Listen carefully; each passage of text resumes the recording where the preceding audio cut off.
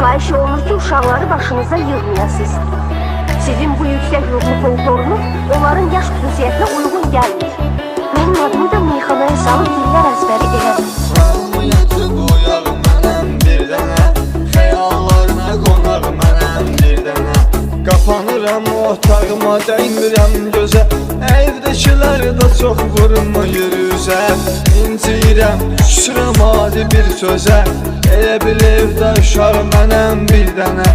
Elə bil evdə uşaq mənəm bir dənə. Özüm doğma şirin şirin səs yaxın, məsafədən asan olarıq bəs yaxın.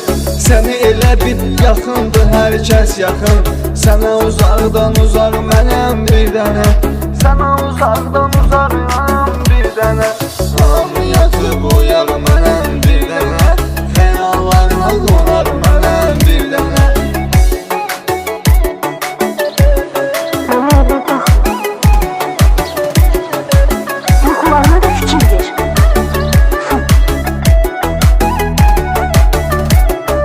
Sənin yoxluğundur başımı söndərən, bu yoldan səni yoxdurumu döndərən.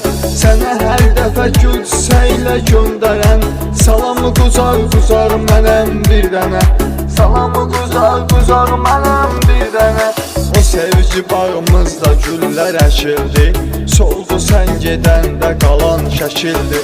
Zənn edirəm hamı ərşə çəkildi, sanki dünyada sağ mənəm bir dənə. Sanki dünyada sağ mənəm bir dənə. Hamı yatıb uyaq mənəm bir dənə. Xəyallarına qonaq mənəm bir dənə.